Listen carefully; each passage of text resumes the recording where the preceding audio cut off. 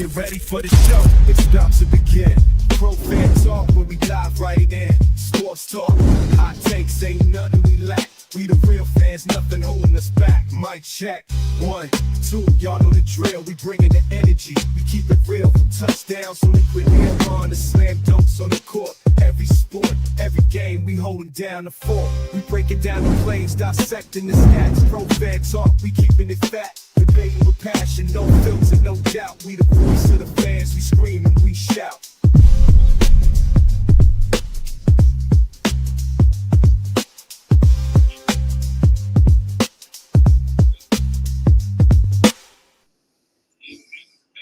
What's going on, y'all?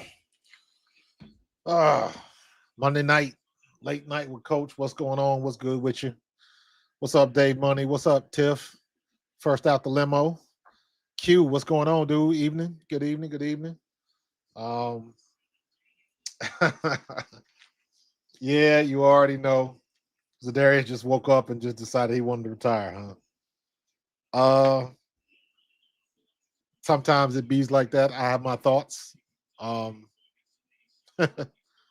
but yeah, sometimes it is like that. Sometimes it is like that. I'm sitting here looking at the Monday night game, Washington and the Bears. The Bears were dominant in the first half, and all of a sudden they down by 1. So we'll see how this works out for them. But Za'Darius Smith, let me say this: if you saw my video earlier, he was like run for the hills. Yeah, but like I don't know, man. So here's my thoughts. Here's my thoughts, right? When you're at his age, he's 33, right? 11 years in the league. He was good for Cleveland and Detroit last year. So he knows what losing is. He knows what a bad situation is when he was in Cleveland. Then he went to Detroit a little bit better. Um, so then he comes here, is productive, is very productive. And it wasn't like a what's the guy we got from Chicago a couple years ago that it just turned out that it was nothing there. Robert Quinn. But he got here and was productive and was making things happen. He was good for us. He was good for the Philadelphia Eagles. This is my guess. This is my conspiracy theory. This is my opinion. We all know we need another cornerback. We all know with the injuries we had to Nolan Smith and some other places, Howie had to make some moves. He had to make some moves. Adoree Jackson and Keely Ringo, somebody's got to go. He's got to make a move in that situation or we're going to be horrible.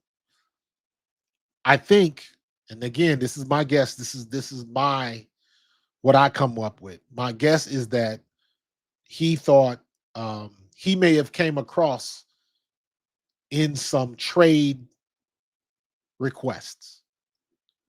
How he's putting together a package. We're going to try to make a run at this player or that player. But to be able to even make a run, the other team has to be willing to do the deal. That's what you got to remember. The other team has to be willing to do the deal. Right? So what that tells me is maybe somebody said, hey, we'll give you this guy, but hey, can you throw in Za'Darius Smith? Because we need an edge too. Now, Za'Darius Smith, the only leverage he has is that he is a productive player at his age. And at his age, he can simply say, I don't want to do that. I'm 33 years old. I've been moving around my whole career. I don't want to go nowhere else. I don't want to uproot and leave and go somewhere else again. I don't want to do that no more. He can say that. Howie Roseman can still say, that's the nature of the beast. This is business. It's nothing personal. We got to do what's best for the team. We got to do what we got to do. And Za'Darius Smith can say, deuces. So it is my opinion that there was a deal in place, and whoever they were doing that deal with wanted Za'Darius Smith, and Za'Darius Smith said no. And for him, any player, their only recourse is to say, I'm not doing it. And the only way you can really do that, there's some people that have they have final say on whether you can trade them, because you can have a no trade clause. But if you are a veteran on a 1-year deal, you can simply say, I'm not going. If you trade me, or if you try to trade me, I'm going to retire. That's your leverage. You done been through it. You got enough money. You playing for pride and an opportunity to play in the playoffs. That's it. So you trading that opportunity, and you can be like, hey, I'm done with it. It was a good run, nothing personal, but I don't want to go to another new city, have to get in a place to stay, have to bring my people over. I don't know what his situation is with his personals. I don't know if he has a wife, girlfriend. I don't know if he has children. Is he taking care of his mama? I don't know that. But there are some things that maybe he just didn't want to do, so he ain't do it. So yeah, Zach Ertz is still a good football player, but Zach Ertz, the one thing about Zach Ertz is he wasn't done playing, and he didn't have to go far. He went right down the street. He's still in the DMV. So Zach Ertz got it good. He ain't winning no championships in Washington, but he got his ring. Zach Ertz might end up being a Hall of Famer before it's all said and done. He keep putting up them stats, but he did what everybody wants to do. The ultimate unicorn we have. I was talking about this with my wife. We have the ultimate unicorn right here in Philadelphia. Brandon Graham. Brandon Graham is the ultimate unicorn right now, because you don't see many people like him in the NFL. You stayed with the team that drafted you. That team stuck with you during the lean years when you didn't pop off yet. You didn't become Brandon Graham until what, year 5? And they stuck with you. They didn't throw you out to the wolves. You didn't become you wasn't part of the numbers game. None of that. They stuck with you. And on top of that, you go to the 3 Super Bowls and win 2 of them. So you got the ultimate prize when you got all of these other ring chasing veterans out here. I don't think Za'Darius Smith has won a Super Bowl. Myles Garrett not going to win the Super Bowl. Myles Garrett knows he made the wrong decision. Did you hear his comments the other day in Cleveland? And that falls on deaf ears, because you had an opportunity to force your way out of town and was going to do it, but they ponied up the money and you took it. You took it. All money ain't good money. I say this all the time. I said this when it came to Miles Sanders. There was a couple other players. Josh Sweat made the right decision. There comes a time in your career where are you going to take the bag, or are you going to stick with the culture? That's the decision some players find themselves in. Miles Sanders went to Carolina. Now he's hurt in Dallas, and he went down there to make more money. Now that's a little bit of a different situation, because the Eagles were pretty much done with him. I like Miles Sanders, to be honest with you. I think he was underused here. But same thing with DeAndre Swift. But DeAndre Swift, still balling. Same thing. We underused him here. We didn't commit to the run game like we did with Saquon. Can you imagine what Miles Sanders would have done, or what DeAndre Swift would have done with this offensive line and the offensive line we had the last 3 seasons if they would have just committed to the run? But you have an ultimate decision. Do you want the culture, or do you want the bag? That's what a lot of these players find themselves facing. Myles Garrett took the bag. He ain't got no culture. He ain't got no ring. Um, he locked in to Cleveland. He is locked in. So now, because he's so frustrated now, because they still losing, is he gonna try to force his way out of town again? How you gonna say you tired of losing? You want to go someplace and have an opportunity to win? You talk all of that smack about the Cleveland Browns, and then they up them numbers in that contract, and you're like, oh yeah, I always love Cleveland. They great here. I love Berea, Ohio. What changed? The only thing that changed, it wasn't the team that changed. The only thing that changed was the numbers on your contract. You took the bag. You could have went somewhere else. Could have had you are a surefire Hall of Fame player, and you elected to stay in Cleveland. You get what you get. You get what you get. You had everything at your disposal, but the money brought you back in, and you ain't winning nothing. DeAndre Swift just took out on him. Just scored. We wasted him. Oh, it's 22-24. They guess they got to go 2-point conversion. It's early in the fourth quarter. What they gonna do? You got to go for it. They got to. Yeah, they got to go for it because if they can hold Washington from scoring, they can still kick a field goal and win. Ooh, a swing pattern too. Flats. Turned it up. Had enough room to turn it up. Made a guy miss. Hit him with the two-step. Made him miss. Nice. Nice.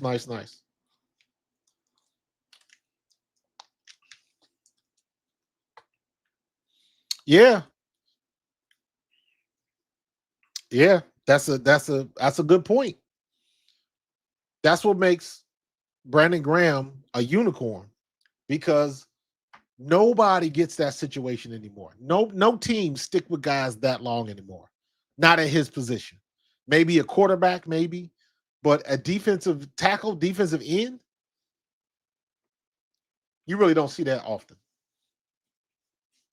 Maybe like Chris Jones, but even like I don't know. You just don't see it that often anymore. So, and we got him. We stuck with him. He managed to make it through the Chip Kelly years. We all know how that ended.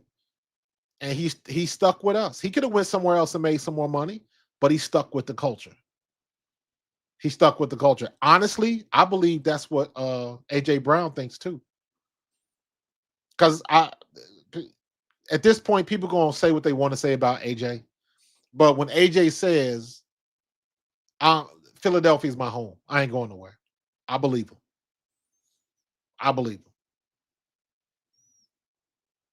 Now, maybe Za'Darius Smith had never been anywhere long enough to make those claims, but Philadelphia is good to a lot of people. And the one thing I will say is I know Jeffrey Lurie is the type of owner that genuinely cares about the players. I can say that because I know the man. I've shaken hands with the man. Will still acknowledge me to this day. I played a season and a half of that man in 1993 and 94. But he'll still, every time I see him at Alumni Day, he'll still shake my hand and say, good to see you. You know what I'm saying? So just the attitude and just that type of personality in an owner makes you want to play for that owner. Everybody can't say that. Not even close.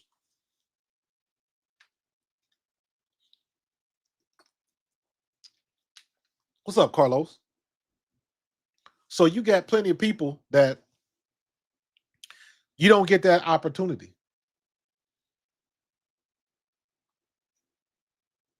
Za'Darius Smith, think about all of the, right, in my opinion, let me see. No, there's more than that. So Robert, I'm trying to think of the bad signings we had. Robert Quinn was not good. Terrell Edmonds didn't last. Kevin Byard didn't last, but I don't blame that on Byard. I blame that on Matt Patricia and everything that was going on here. That was a CF, and that wasn't gonna work for anybody. He was just wasted. Devin White was just wasted. But we also had Ndamukong Suh. We also had Linval Joseph. So we've had a couple of veterans step in and play well. Shoot, you could even say that about what's my man's name? What's the other cornerback that fell off last year? Why am I forgetting his name? That we got from New York. He was bad in 23. Bradbury, thank you. James Bradbury. Oof. Getting old sucks. That first year with Bradbury, when we went to the Super Bowl in 22, Bradbury was solid. He was solid. Came back, hung around long enough, played his role. I got mad respect for James Bradbury because he played his role. He knew whatever happened in 23.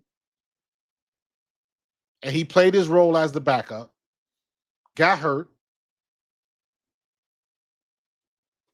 was the player coach in the meeting room, was helping the young fellas along, all of that type of stuff. He played his role and got his ring. I ain't mad at him at all. That's how you're supposed to do it. That's how you play the game. So it's different strokes for different folks, and people will do it different ways. But Za'Darius Smith was out. It is my opinion that maybe he was part of a trade package that he didn't want to partake in, and he bounced. He said, deuces. Let me start collecting my pension. So ain't nothing we can do now. But we awfully thin at edge. We're gonna have to put Jahad Campbell at edge and put Nakobe Dean, get him back there with Zach Bond again. That's what we're gonna have to do. Because don't forget, Jahad Campbell was an edge at Alabama. The only reason he moved to linebacker was because somebody got hurt. And he filled in that spot and never left. He was that good. So he can play both. And right now, we need him at edge. Now, I still think the biggest thing is the friggin' cornerback too. We got to get somebody at cornerback too. We got to get Keely Ringo out of there. Adoree Jackson is not much better. I really want to see Perry Nickerson or Mac McWilliams, but I think Perry Nickerson, they're going to have to move him up, or I'm not sure if he was hurt. I don't think he was hurt. I know Mac McWilliams was hurt, but they have to do something. They have to make a move at that position. They have to. As much as I like Keely Ringo, facts are facts. The film don't lie. Like, bruh, you had your opportunity. You had an opportunity to step up and dispel all of the rumors and all of that type of stuff, and you couldn't do it. You could not do it. You could not do it. I don't know what else to say. Tape don't lie. And it was the same thing. They were going after you and going after you and going after you. And you couldn't stop it. And if they continue to start him, that's what they're going to do until they stop it. Did they give a roughing the passer on that one? I hate that. The dude is falling down and makes an attempt to tackle the quarterback. And because he was falling down and it was low, it was a low tackle around the knees and they flagged him for it. That's bullshit. Wasn't on purpose. That's just the way the play happened. That's a shame. I want to see the Bears get this win, man. 8:41 left. Yeah, Chris, CB2 is cooked at this point, bro. We got to get another cornerback. We got to get another cornerback. They got to do something. Maybe they move some people around, um, and put Cooper up there. And I don't know what they're gonna do. I don't know what they're gonna do, but they got to make something because Adoree Jackson. Everybody's talking about that play with Adoree Jackson on the goal line. That is what you call a business decision. Adoree Jackson didn't want no parts of that. None. He threw that little chicken wing out there. Nah, come on, bro. You in the NFL. You got to give me better effort than that. You have to give me better effort than that. So, yeah, that was not a good look. And that's one of them things you can pull out on tape and rewind it and rewind it and rewind it. And everybody in the meeting room is turning around looking at him like, really? Really, dude? Ain't much you can say. Ain't much you can say at all. Yeah, he gonna do something. He gonna do something. I don't know if he giving away draft picks or whatever, but he gonna have to do something. And again, I got supreme trust in Howie. I got supreme trust in Howie. He gonna get a deal and he gonna get the pieces we need. He had a Timu off season. Yeah, you ain't listen, man. You ain't gonna hit home runs every time you step up to the plate. But all the decisions that he made and all the signees that he got, I was okay with it. It just didn't pan out. Period. Just didn't pan out. So you win some, you lose some. But Howie still got a good batting average. And he gonna keep it going. Now, if I ask the problems on our offense, the problems on our offense. Let me say this, because this is the low-hanging fruit that all you hear in Philadelphia. Kevin Patullo needs to be fired. Get rid of Kevin Patullo. Get somebody else in. Demote Kevin Patullo. Blah, blah, blah with Kevin Patullo. And let me be crystal clear on this point. A lot, not all, but a lot of the criticism directed towards Kevin Patullo is valid. But the reason why the Eagles are losing, or I should say the reason why we lost these last two games, is not because of Kevin Patullo. Even with the average at best play calling that we have, our execution has been sloppy. And more importantly, that people say it, but they glaze over it like it's no big deal. Our offensive line is masking tape and bubblegum right now. Cam Jurgens is hurt. Landon Dickerson is hurt. Brett Toth ain't getting it done. You better go with Steen and Pryor. You got to fill up that left gap, that left guard spot, that spot. You have to. Because that left guard spot is turning into what CB2 is. Whoever you got there is just not getting it done. Tyler Steen has been solid. He's had some issues, but for the most part, he's been solid. You don't hear his name too much. He got a couple penalties just like everybody else. I'm good with Tyler Steen. Left guard is a problem.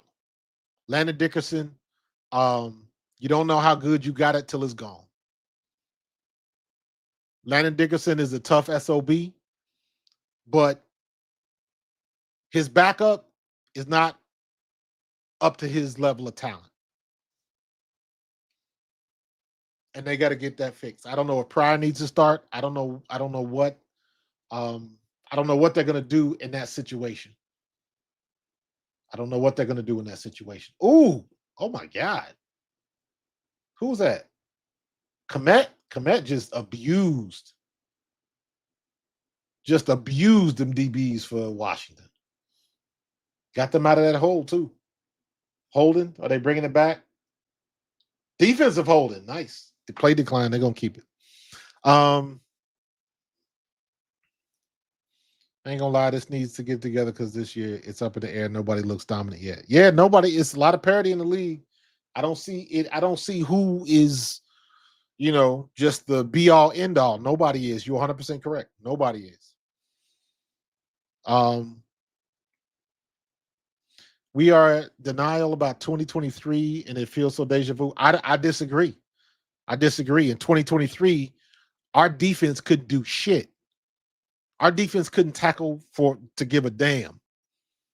That was the problem in 2023.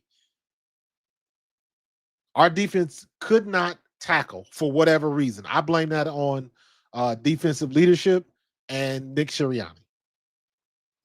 So I don't agree with that. Did they just score? Or was that a safety? Oh.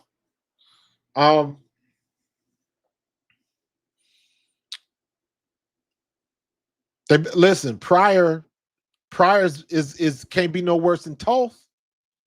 They got to do something. They got to get somebody that can play. Period.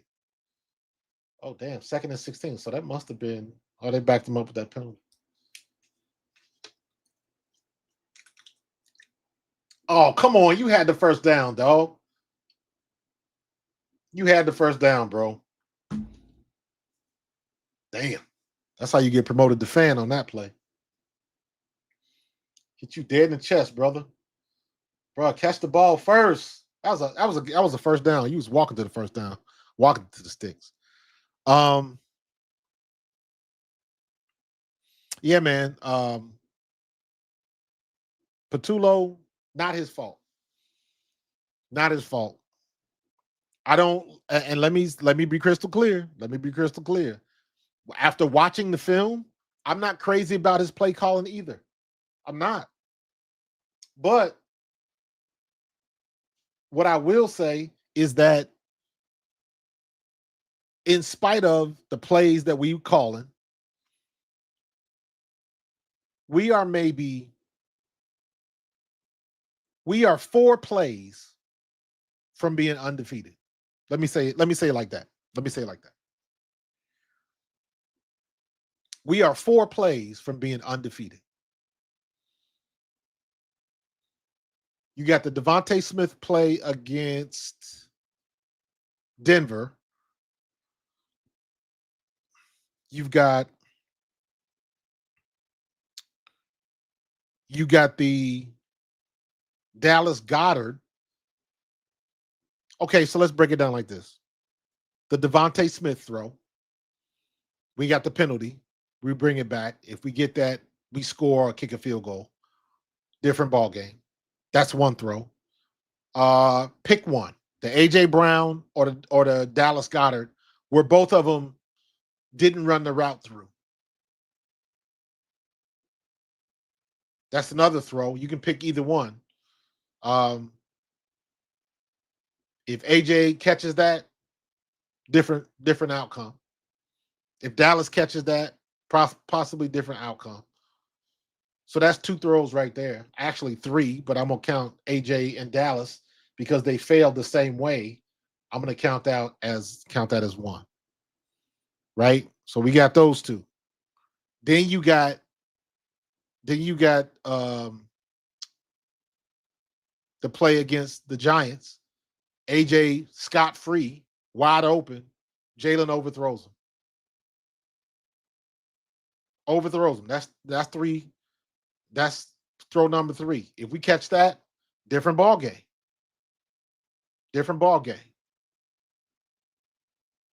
And then you got the pick. Then you got the pick.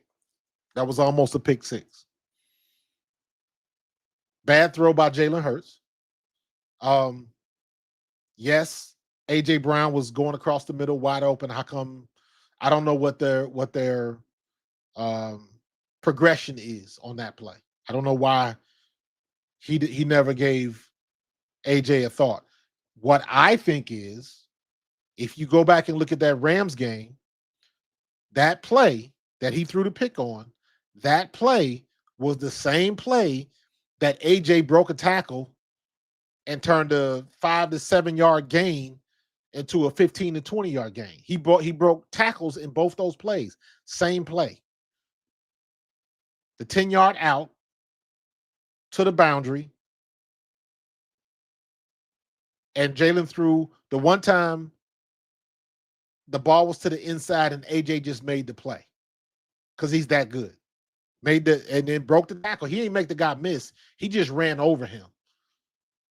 And then he ran the same play again, came back to the ball, and then again ran over the guy and ended up getting 15, 20 more yards. So that was the same play, the same ball in the same location. This time, the DB kind of sat on it and broke to the inside and got there quick enough and got his hands on it and took off. So more so of what was Jalen looking at, that's the play that's called. That's where they're going to. Jalen was locked in the position throwing the ball when Jahan Dotson came out of his break. Like there was no, that play, there's no, at least it looks like to me, there is no option. They're going to this location. They are throwing to and it's not like they throwing to AJ, it's whoever's at that spot. Maybe that because they moved AJ around, maybe they didn't think it was going to be, they were going to put too much pressure on that side of the ball. I don't know. But they were waiting on it. That's not Kevin Patullo. So if you look at all of those throws, the penalties we had,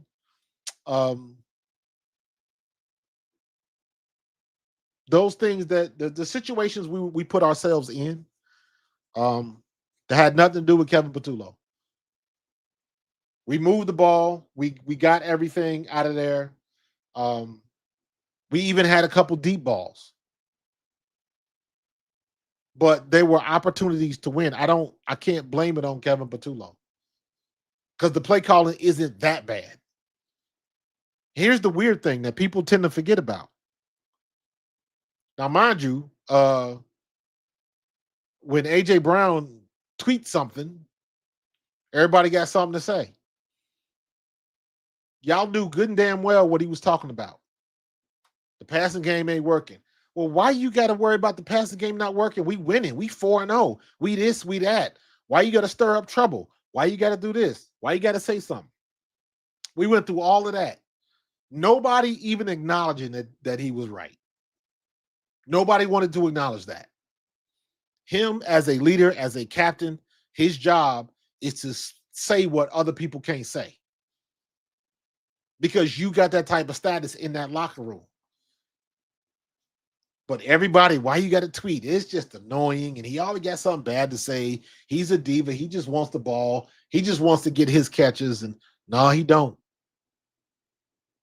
We talking about the expectations of what you're supposed to be doing as an offense, and they weren't doing it. And in my opinion, that was on Jalen. Because again, both those losses, if we make a couple of more throws, or if we could complete a couple of those passes, you're talking about a whole different situation. Did Washington just give up the ball again? That's Jaden Daniels' like third turnover. Because I know he fumbled once and recovered.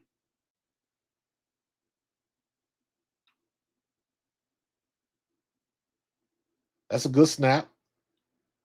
He fumbled the ball. Jaden Daniels fumbled the ball. That's on the quarterback. That's on the quarterback. Watch him lose control of the ball and just kind of hit him in the chest. That is on the quarterback. My man had the pocket and everything. That is on the quarterback. You got to place the ball in the pocket. You can't. That's on Jaden Daniels. That's 3 turnovers on him.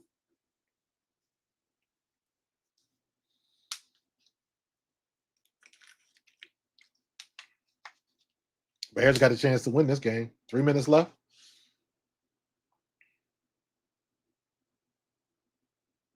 They're going to throw the ball, man. Can't y'all got to throw the ball. Uh yeah, man. Yeah, Chris, they said they should be happy with winning. They said all of that stuff. And I was like, listen, he did the same thing last year, and everybody poo-pooed it again. We won the game, blah, blah, blah, blah, blah. After the Carolina game. And I was like, he was right. Jalen threw for 110 yards that game and was missing open receivers. But we winning. Don't say nothing when we winning, and this, that, and the third. So, he was right. And then this year with the whole thing with the tweets and everything, it he never mentioned anything. I mean, he did in subsequent interviews after the fact, but when he initially released that tweet with the Bible verse, Matthew chapter 6, whatever, I think that's what it was. Um, Never mentioned play act, never mentioned passing, but everybody knew what he was talking about. Everybody knew what he was talking about. And that's the thing that people not coming to grips with. He was right. In both situations, he was right. If we want to get out of this funk, Jalen Hurts got to start slinging the ball like he's got the potential to. We've seen him do it. We've seen the deep balls. We've seen the back shoulder balls to A.J. Brown. We've seen all of that. So we know he can do it. Jalen just threw some bad balls. It happens. But throwing, trying to put Kevin Patullo, his neck on the noose, that ain't gonna help. If they want to get rid of Kevin Patullo, do it at the end of the year because it's not gonna serve any purpose now. And then all of a sudden you got Doug Peterson jumping on Dan Silio's show talking about, yeah, I would be a consultant for the Eagles if they call. Come on, son. You really just gonna throw that out there?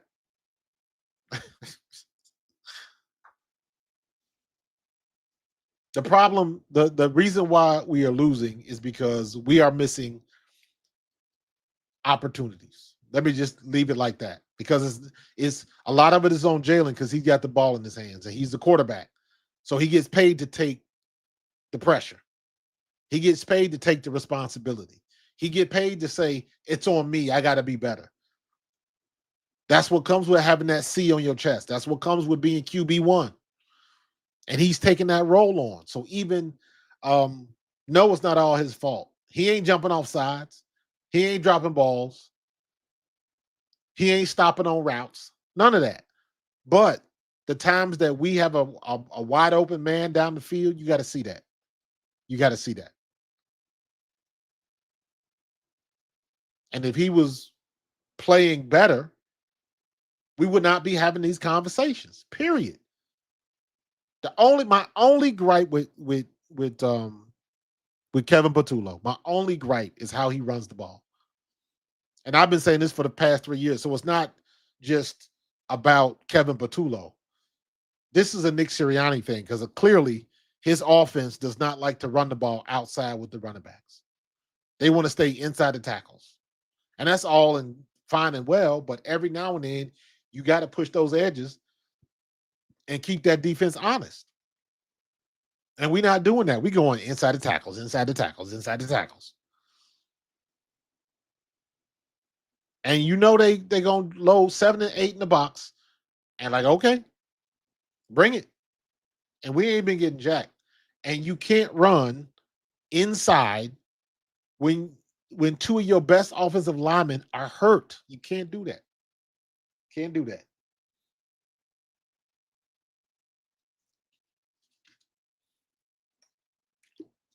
So I don't know if there's anything that needs to change.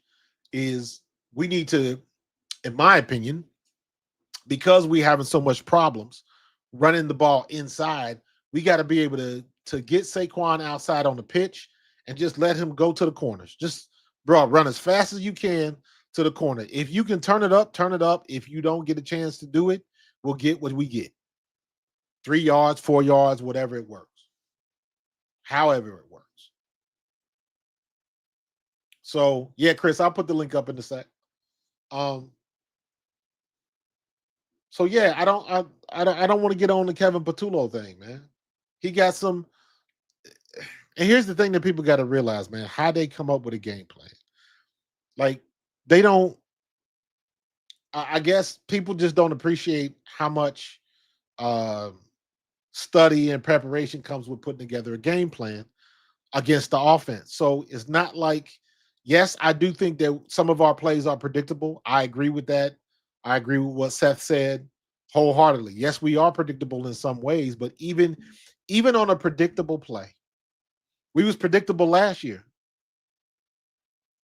Everybody named Mama knew who 2-6 was going to get that rock. Everybody knew, and they still couldn't stop him. So predictability, I mean, okay. The other team got to study too, and you know, outside. Look at that. Look at that. DeAndre Swift goes outside, gets the first down, race to the corner. That's what I'm talking about. That's what I'm talking about. NFL is a copycat league. How come we can't copy that? Watch this play. Bounce it outside, commit to it, and just go. Be a running back. Do what we pay you to do. Look at that. He knows everybody knows where the play is going, and they can't catch him. Do what we pay you to do. That's what I'm talking about right there.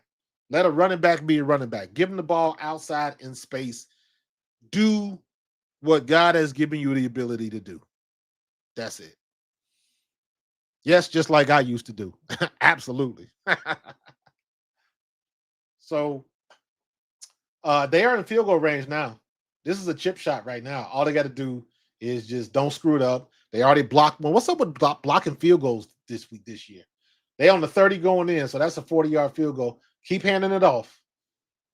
Why would you throw it out of bounds? Throw it out of bounds. Throw it out of bounds. Why don't you just throw the ball? Well, I guess you're trying to keep the clock running. So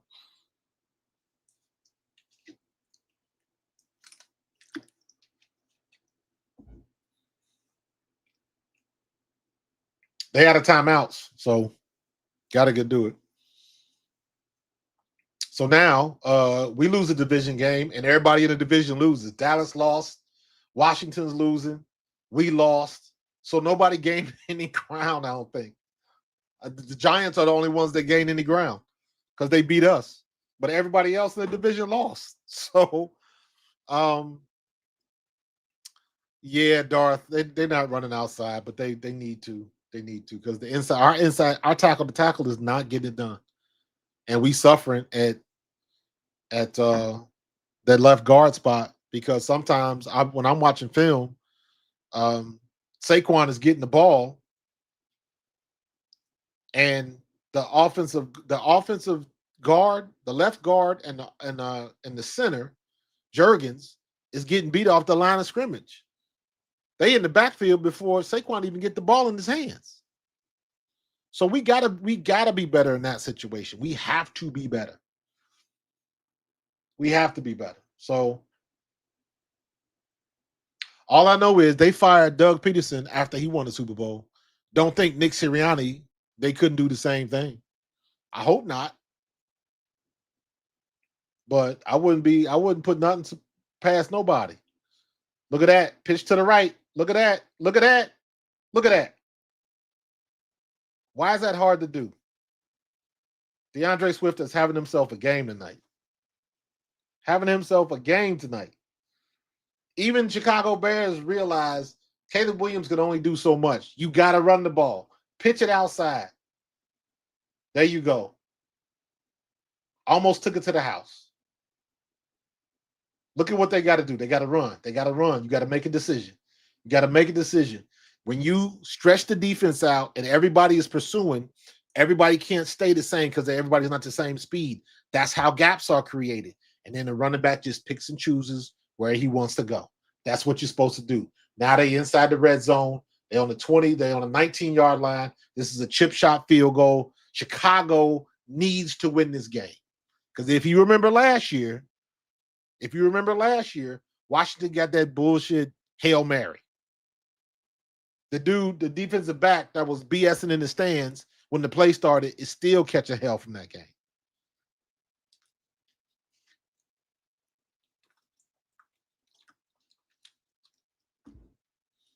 Absolutely give Saquon these blocks, man. Stretch it outside. We do so much stuff out of gun formation. Sometimes, man, get put Jalen Butt under center and pitch left, pitch right. That's what we need to do. Pitch left, pitch right. Run it again. All right, they asked the dude where did he want to put the ball. Where do you want the ball to line up? He wants a dead middle. That's a kicker's choice. Called a final timeout with no time on the clock. Probably told the ref, I'm gonna call timeout with 1 second left. Yep, you're gonna call it with 1 second left. You're gonna make it or break it. And Washington already blocked one, so we're gonna see what's gonna happen. 3 seconds left. There you go. See if they can block another one. See if they're gonna block another one. While we're watching how this is going to end, I'm gonna drop the link in the chat. So anybody wants to come up, you got something to say? Say it to my face.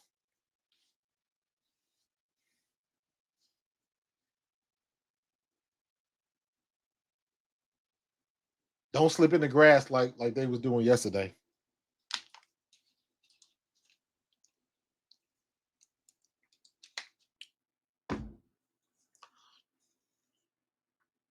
Yeah, the trajectory, he had to boot it, so it had to come out low because he had to get a lot of foot on it. This is a chip shot.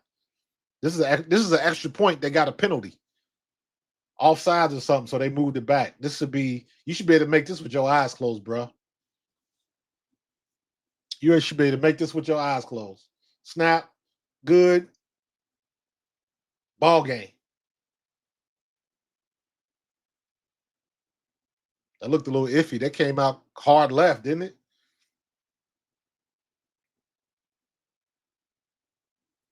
DeAndre Swift, I see you, young fella. There you go. 3-2.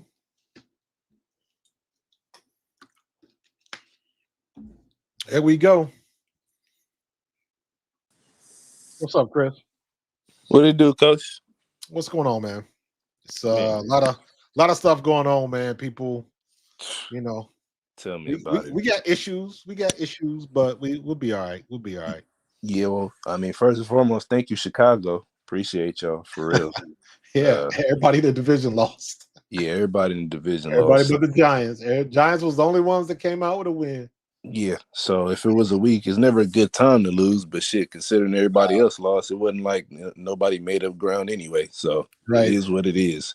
I'm not over, like, obviously I'm on the West Coast, so some of the Philly talk, I'm not hearing it like as much and things like that. But just from some of the things I've come across, I mean, first couple things you touched on the Howie point, I'm with you because I've heard quite a few people, obviously, with what happens to Za'Darius this morning, like killing Howie, like, oh my God, he should have brought some of them guys back and this and that. And I'm like, obviously, in a perfect world, it would have been nice to have them guys back, but it just contractually and financially, because here's the thing, it don't work. Because here's the thing, it's a give and take to everything. Let's say hypothetically he would have brought them dudes back, and then next year he can't bring back a Jalen Carter, or the year after that he can't re-sign a Cooper DeJean or a Quinyon Mitchell. It would have been the same folks. We talked about that, and that was a lot of the contracts being signed, people being let go, Milt Williams and others. They are getting ready to sign Jalen Carter. Why do you think every time something happened with Jalen Carter, his agent is in the building? Exactly. Because his they agent know is in the building. When he got into trouble with the spit gate, his agent is in the building. Exactly. He ain't trying to mess up that money, that payday. Exactly. Because they know they're gonna have to back up the Brinks truck for him. One, absolutely, rightfully so. Exactly, it's deserved. DeJean is right after that. Look at what our defense has been looking like since he's been hurt. Ain't been the same. Ain't been the same at all. Especially, you know what I'm saying, his impact. You see what we look like without Quinyon. You know what I'm saying? So these is young dudes, young corner pieces of this defense that you're like, they're indispensable. You know what I'm saying? Because when them guys are healthy, barring CB2, the defense is still really good. So you see what they mean to the team. So for people getting on Howie, like, oh, he should have brought this one back. I'm like, nah, chill out with that. Because had he brought them dudes back and then he wasn't able to re-sign a Jalen Carter or a Quinn Young or whoever else it was that would have been expendable, y'all would have been the same dudes talking about, well, you can't go all in and sacrifice your whole future for a year. Like, I saw that with the Rams when they win that Super Bowl and they went all out. But you know what? Credit to the Rams because they said that before it even happened. They did. They were like, we all in. We all in. And they got it done. So whatever happens afterwards, as long as we win the bowl, and they won it. They got the ultimate prize and they're willing to deal with it. But and the only person that, in my opinion, the only mistake that Howie made was not bringing back Isaiah Rodgers. Isaiah Rodgers. That was it. I agree with that. Everybody else had to go. Milt Williams got his payday.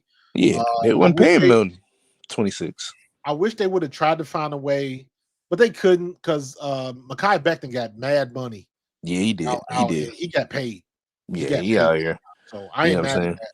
Yeah, and so, but that's that. But like you spot on the money, like you're talking about with Patullo, man. Like I said, he been perfect now, and even some of the things about the predictable stuff. I'm like, I mean, it's only so many ways you can trick a good defensive. You say it all the time. These defensive coordinators watch tape. They watch film. These players watch film. So to a certain, especially when you're talking about the pro level, you ain't fooling nobody like that. I mean, you could trick them every now and again. And here's my thing that I think there's a give and take. When we watch these creative OCs, because from our perspective, we obviously Eagle fans, we wondering like, oh my God, why we can't do something? Like, there's a give and take with them guys because for all that creativity stuff that you see, I promise you, they fan bases be just as frustrated when it's a 3rd and 1 and they want to do like last night, Detroit. You on the goal line, 4th and 1, you want to throw a pass to the quarterback and you get a pen. Like, it's stuff like that I'm like, y'all got to be careful with this creativity stuff that I'm like, yo, Dan Campbell. I was like, listen, you got burned in the playoffs 2 years in a row doing that shit. Exactly. And just play football, kick the field goals, whatever you got to do. Don't get. You keep being a gunslinger, you're gonna gunsling your way right on out of Detroit. Well, he's done it. He's done it 2 years in a row. Last year and the year they went to the NFC Championship. And I'm like, y'all sitting up here and like, oh well, this offense is, you know what I'm saying? Can it be better? Obviously, we want it to be better. It shouldn't be that bad. However, I think there's a huge element of the player execution. That's a problem. As opposed to it just being, well, you know, Patullo and, you know what I'm saying, the OC is this and they're not creative enough. And I'm like, y'all better be careful with that creativity because creativity look real good until it don't. Until you throwing double passes in playoff games and you down a touchdown. You know what I'm saying? Like Detroit was doing. So I'm like, I'm just thinking like if we can get like for all the problems that the team has right now, the guy who can solve it all is QB1. If he plays to the standard that he can play, he can be what I call like the great eraser. Because this team is still good enough to win. Like I said before, man, we are 4 plays, we are 4 throws from having a totally different conversation. Absolutely. You know what I'm saying? And one of those throws, he completed that throw I brought up about Devontae Smith in a different game. And brought it back. He brought it back. You know what I'm saying? You know, that's missed opportunities. That's what it comes down to. Missed opportunities. But I'm like going forward, you know what I'm saying? Given those missed opportunities, I'm like looking to this weekend against Minnesota and the games they got coming up. For as much as, you know, they kind of got going on, obviously we still are in the division, clearly. That's first and foremost. But now it's like if there's anything that can be done, it's going to start with QB1. He can cancel out about as much as he can because we still got enough on that side of the ball, especially to keep this thing afloat until I don't know when Quinn gets back. I don't know when Jalen gets back, but we got enough to still keep this thing afloat until everybody gets whole and healthy. I don't see any reason why we lose to the Vikings. Well, shit, we lost to the Giants. I don't know about that, but yeah, but still, but even again, when you look at the loss to the Broncos, you look at the loss to the Giants. The Broncos' very first play, we drop a pick. First play. Was it the Broncos or the Giants game? I think that was the Giants game. Was that? It might have been both games. It was Jalen Hunt. That was the Giants game. That was Thursday. That was the Giants game. Yeah, that was the Giants game. Yeah, he dropped a slant pass right to his hands. We had opportunities to change the aspect of that game, and we didn't do it. That had nothing to do with the scheme, the plays, none of that. You had a situation where you had hands on the ball and you couldn't come up with it. Period. That's the end of it. And by the way, if anybody was interested, Mekhi Becton signed a 2-year, $20 million contract with LA, which included a $5 million signing bonus, which was a total of a little under $7 million guaranteed. We could have signed him. We could have 2 years for $20 million. We could have done that. We could have done that. Yeah, we definitely could have. You could have brought him back. You could have gave him a cheaper contract, gave him more upfront money, and then loaded it up with incentives or something like that. You could have made that happen if you wanted to. Yeah, and that's why I'm like, I think defensive, like offensively, obviously it would have been nice to bring Mekhi back, and defensively definitely would have been nice to have Isaiah back. But overall, like I said, I can understand how he was going, because we talking about sustaining, because I think this team is trying to sustain success, not just have a 1 year off wonder and then just be whatever. Like, you're relying on young players developing and getting better. Obviously, you're not factoring in injuries. Injuries will kill anybody's season, but you're hoping that you have the quarterback, the head coach to stay intact, and then you're hoping that the young pieces around that, whether it's offensively or defensively, can keep growing and keep getting better. And then that's kind of what you want to build around. But you know what I'm saying? I understood the direction, how he was going. It's just now people got this. Yeah, and he struck out. You're not going. Well, you're not going. But that's what I'm saying. You're not going to sign superstars every offseason. It don't work like that. You know what I'm saying? You don't miss on a couple, but for the most part, he's been damn good. So yeah, but that's why you want to have that cohesiveness with the coach and quarterback. Well, we do know how he is. When he does make a mistake, he's learned from it. I didn't hear that last part. I said he's learned from it. When he does make a mistake, like especially since messing out on Justin Jefferson, he don't make the same mistake twice. Nah. But see, this is where I think though, and this is what I was just saying with Coach. I'm like, this is why I think this offense, especially, was designed to overcome these kinds of issues that we got defensively. You know what I'm saying? Whether it's like that's why this team is put together the way it is. It's like, if we got some issues defensively, we got a corner who's whatever, just terrible, or we got some injuries. This offense is designed to carry us through them stretches. And that's why I think it's so important to have Jalen play the way he needs to, because it's like, if we can get that level of Jalen, even whatever's going on defensively, we can still be good enough to get these guys at least healthy and then get on a run, and, as we get closer to playoff time. But this offense is designed for that. Yeah, I think we'll be I got a feeling Nakobe's gonna start. And this week? I got a feeling. I don't know if this is true, but what I'm thinking is they're gonna start Nakobe with Zach Bond and move Jahad Campbell at edge, because he played edge at Alabama. And he did. He took some reps at edge against the Giants too. Yeah. So people forget when Hyde was in Alabama, the only reason he moved the linebacker was because they needed him to, because somebody got hurt. And then he never left. The dude is he's a joker. He can play anywhere. We're gonna need him to. I like Nakobe back in the lineup more so because we look soft against the Giants. And we did not do a good job of tackling. It ain't even just that we didn't do a good job of tackling, because it's one thing to hit and miss the tackle. We just looked like we didn't want to hit. And Nakobe ain't gonna never look like that. And he gonna bring that attitude. So I think what's missing more so with the defense in that last game, especially, they just looked like they didn't want to be there. And I think Nakobe can bring some attitude back in there. Nakobe comes with that fire. Yeah. And he's a good leader on the field, because he knows where everybody's supposed to be. So I think I want to see him get in the game just because I'm a fan of Nakobe. But we need it right now because we super thin at edge. Not to mention whoever Howie's gonna sign is gonna be who he signs. So hopefully we can get a CB2 and another edge. In my opinion, we probably need a cornerback more than we need an edge, but the numbers our depth chart says we got to get an edge. We got to, and it's like, like I hate to leave that gap. So they got to do something with either, with Perry Nickerson or Mac McWilliams. I would rather see Mac McWilliams start. I was just about to say that, Coach. Like you literally took the words out of my mouth. I was like, I could see Vic letting Coop play CB2 and playing Perry Nickerson in the slot. He knows Perry Nickerson. Something like that. I think Perry Nickerson. The problem with Perry Nickerson had a pretty good camp as far as I'm concerned, but he's also, I think Perry Nickerson is almost 30. Yeah, Perry Nickerson's 31. So I'm like, put Mac McWilliams and his 23-year-old self out there.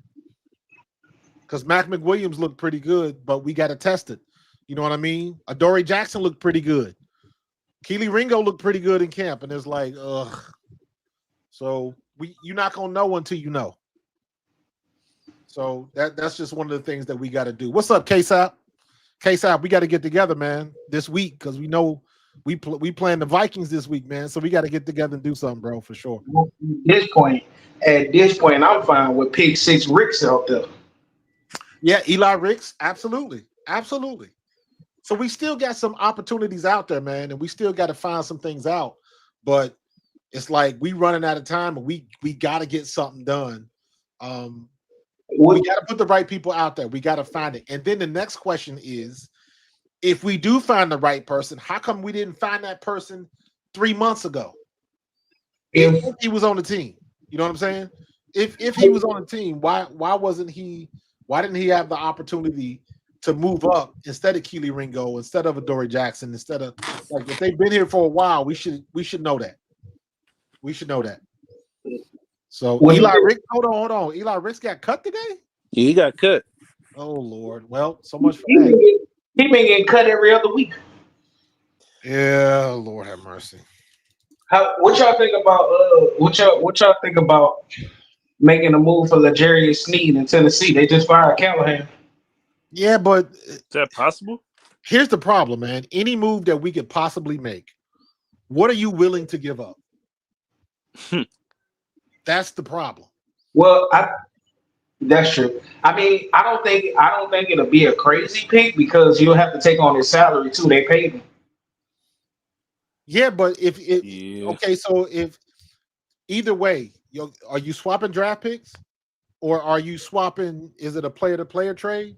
I tell you right now, I will drive. I got a bad tail light, and I'll drive Keely Ringo and Adoree Jackson to Tennessee myself. But that's the problem. Why would Tennessee nobody taking want Keely Ringo?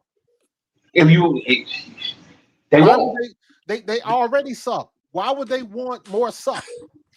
Well, you know what I'm saying? Well, I'll say this. Okay, well, Coach, you can speak to this. Some coaches do have that level of arrogance to them where they like, he's still young. I could probably get something out of him. I don't know who believe that about him. They watching that tape. I'll give you a good example. What happened when we signed Terrell Edmonds from Pittsburgh? He was at the Phillies game and everything. Well, we turned around and traded him for Kevin Byard. Thank you. Yeah, but he wasn't young either. He the bottom line is he wasn't good enough. No, Mike Tomlin is a defensive dude, and he didn't want him. What that tell you? Correct. If you remember, Terrell Edmonds was the guy that AJ Brown got the penalty because he was pointing to him in the end zone after he scored. Remember that? He was like, "Here's something for you. Here's something for you." That was Terrell Edmonds, and we laughed at him, and then we ended up signing him. And as soon as we got him, we got rid of him. Yeah. Now I don't blame Kevin Byard because we never know what the situation was with Kevin Byard because that got all jacked up with the Matt Patricia stuff. He been good in Chicago. Yeah, so it's like that's hard to say because the coaching situation was so jacked up that year that nothing was really. The only thing we really knew was that Devin White wasn't what we thought he was. Yeah, I think the way I see it, Coach, for I know because Eagle fans, we want good players, but I'm like, you got to give up good to get good. You're not gonna give up trash cans and get good players back. Like teams ain't doing it. And then the way I see it too, in week 6 at this stage of the season, if you're not willing to give up good to get good, you're probably not getting much of a. We're not getting no difference maker at this stage of the season. It's not gonna happen. Like, you're just not. I think what we got to bank on is guys being healthy. That's first and foremost. Jalen getting to a certain level of performance that can overcome some of these issues. That's 2. And then maybe a move or 2 here or there that might help a little bit. But if anything, it'll be more of a depth move. But you're not getting no difference maker at this stage of the season. Nah, unless you get lucky. Unless you get really lucky. It's just the one thing I'll say to that is, with Tennessee firing their coach, rookie quarterback, they're in a rebuild. This could be a salary dump. Plus, he's like 28, 29. L'Jarius might be 30. Either way. Possibly. They might be a little bit younger. So that's the angle I'd look at it from. They're cleaning house. They're about to rebuild. They have nothing out there. Well, they want young and good. They don't want young and bad. They want young. Right. Like if you want young on the Eagles, you want Cooper DeJean. That's who you want. You want Quinyon Mitchell. You don't want Kelly Ringo. Well, it's still if how this is how we talking about. He can finagle that trade. He could, but we got 3 weeks to go. If Tennessee is serious, because this is the reason why I say that. I'm not saying that like, oh, we'll just pick up the phone and they just gonna give him away. But if Tennessee is serious about rebuilding, these are the type of moves that teams that are rebuilding make. Like L'Jarius Sneed is a win-now player on a win-now contract. They are not a win team. So but the thing is, who you think we got to give up though? If they want to, because even rebuilds want good players. They don't want bad players in the rebuild. That's always the question. They want that just wants draft picks. Maybe what good player that we got that's young are we going to be willing to depart with if we want a L'Jarius Sneed? Jeremiah Trotter Jr. They don't want him. You don't know that. They try to. If they're rebuilding and looking to give you Jeremiah Trotter Jr. had a good camp, they could be somebody that and he'll be cheap. But it's not in that. You can't think of that in a vacuum because you got to leave that to the new coach. Everything is on pause because you got a new coach. New coach wants to build the team his way. I'm an offensive coach. I'm a defensive coach. Whatever. So you'll get a defensive coach, and I'm not looking for a player like Trot Jr. I need somebody with a specific skill set, or, you never know. So my guess would be if they're going to trade something, they would be trying to trade for draft picks. Maybe but valuable draft picks. I mean, they're gonna want if we got any first, second round type dudes. That's what they're gonna. I mean, it can, but you also got to remember they stockpiling. Because at the end of the day, everybody is moving up. You know how draft day is. That's why how we feel good, because by the time we get to the draft, we got 8 bajillion draft picks. We traded for Slay. Slay was around the same age and had a similar resume. We traded a 3rd and a 5th for Slay. But Slay was good. Yeah, he was good. L'Jarius Sneed is still good. But that even plays into my point. If we could give up a 3rd and 5th and get Slay, L'Jarius Sneed, who's a lesser name, we could give up. That could be a similar package especially if they're trying to rebuild. It all depends on what they're offering. And that's what I'm saying. That's why that goes back to my angle on saying that is they just fired their coach. They clearly need to rebuild. Yeah, but I agree with you, but they still hold the parameters. They still say, hey, this is what we want. Because you got the player we looking for. They're gonna set the market for what they're looking for, not us. So we the buyers, they the sellers. Yeah. But you can also only work in the parameters of the market. If nobody else is willing to give them more either, because they know they're in a rebuild, that could drive the price down as well. It could, but also you're talking about something that might take 2 to 3 weeks to figure it out.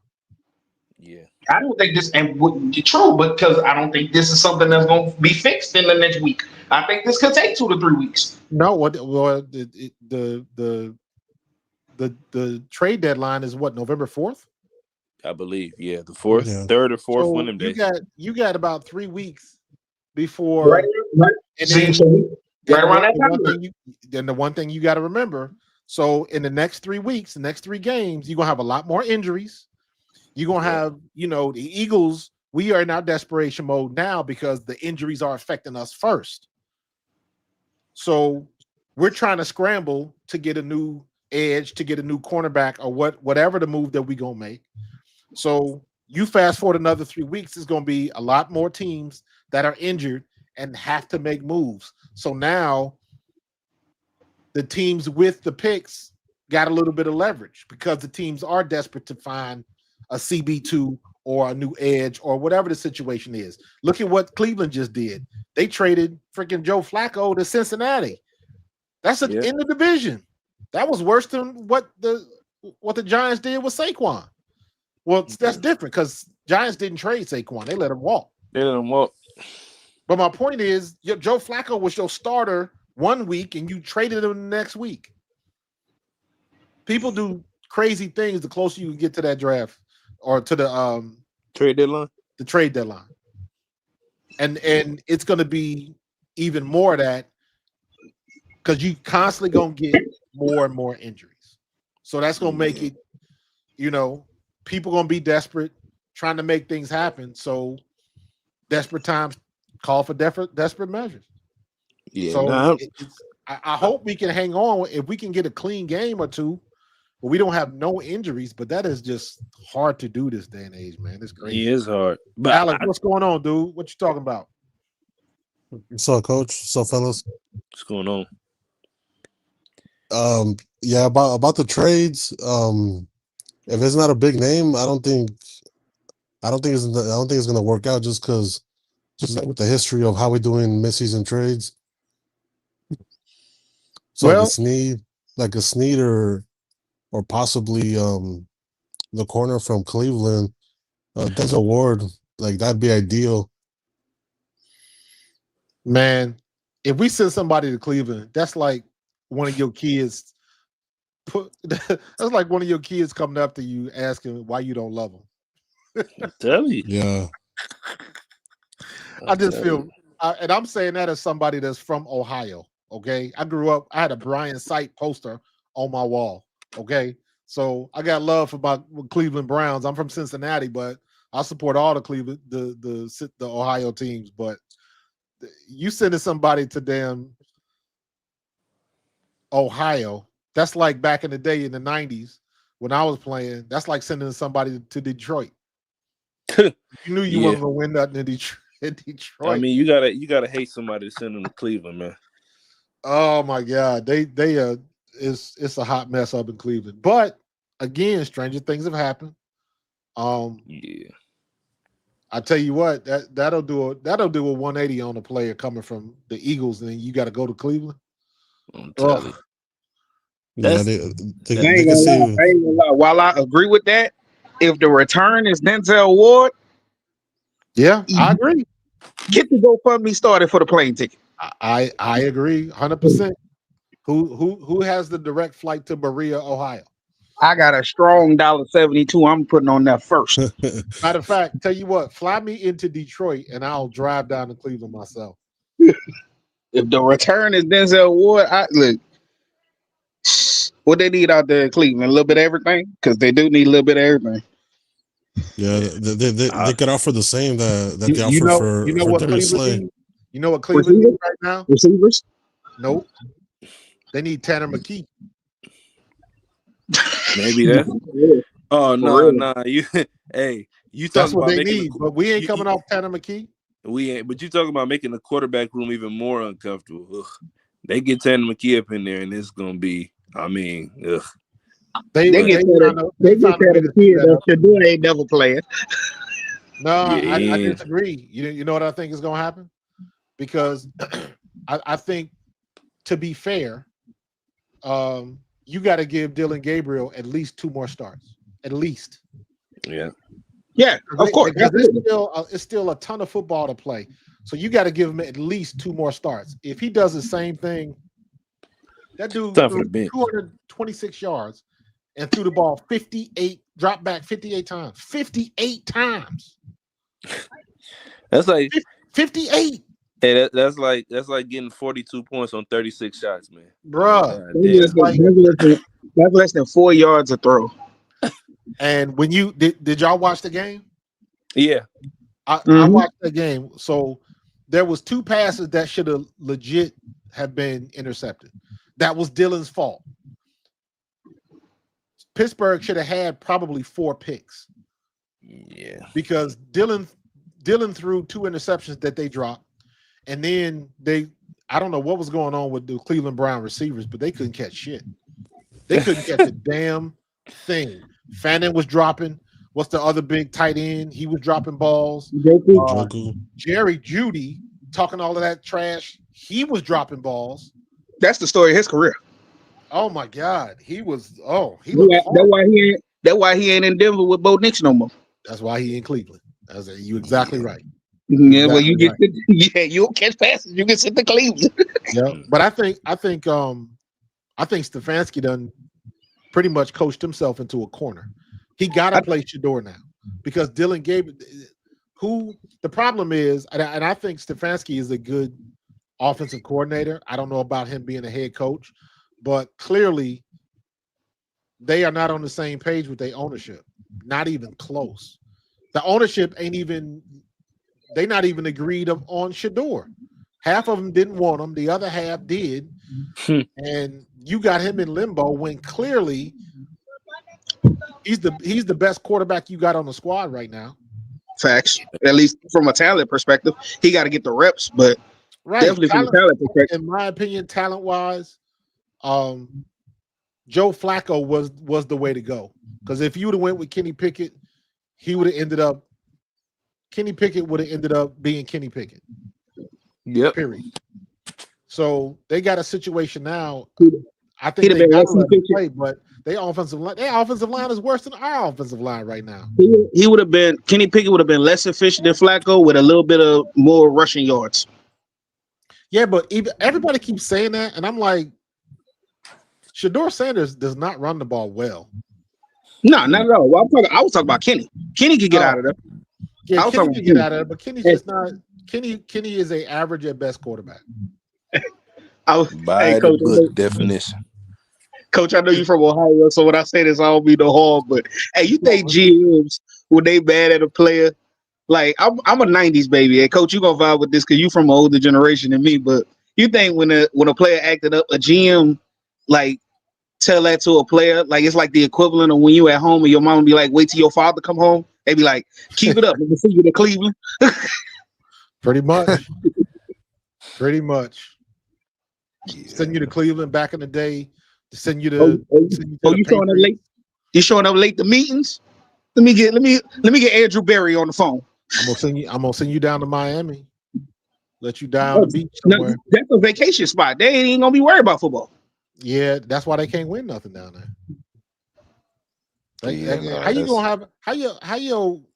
How your starting quarterback gonna throw everybody under the bus? Talking about we showing up late to meetings, and it's like you should have kept that to yourself, bro.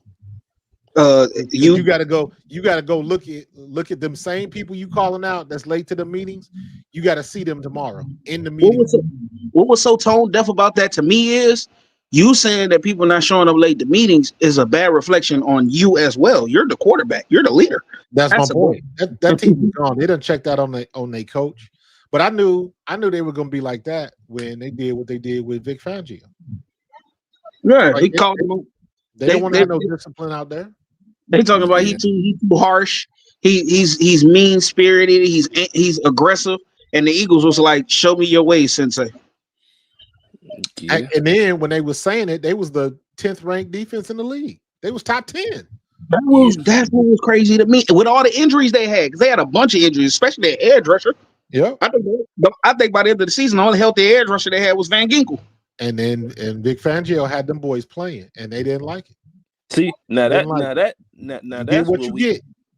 Yeah, that's what we call players that's legit. You know, if you want to say players are selfish, that's what it looks like when you got a coach that got y'all in the top 10 and y'all still upset. Like that's when the players is that's real accountability. Yeah, that's this new age. That's this new age of players, man. They don't have no discipline. They don't want discipline. I was watching that game yesterday. I'm just looking. I'm like, poor Rasul Douglas. He out there doing the best he can. He on that field by himself. Man, they don't. They want to get to the beach. They want to be on the boat with the baddies and all that kind of stuff. So, Buffalo lost tonight too. Wow. Yep. Yeah, they did. Man, my picks are trash this week.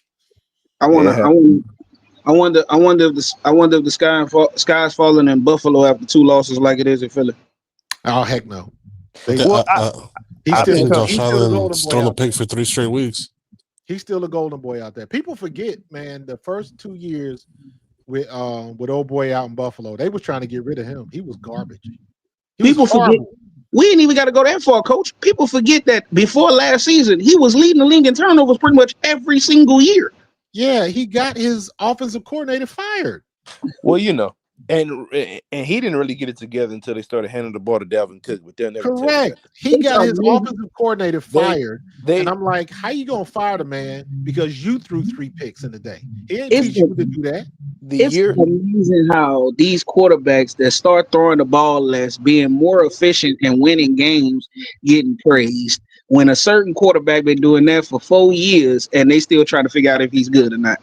Hey, you know who else got they coach fired? Kenny Pickett. Yes, he did. Yeah, he did. I legitimately think, well, it's twofold because I will be fair. I do think for the type of weapons we got, it should never be as bad as it is. Now, that's not necessarily all Jalen. So I think that's something. However, we got to we definitely got no problems for sure. We definitely there.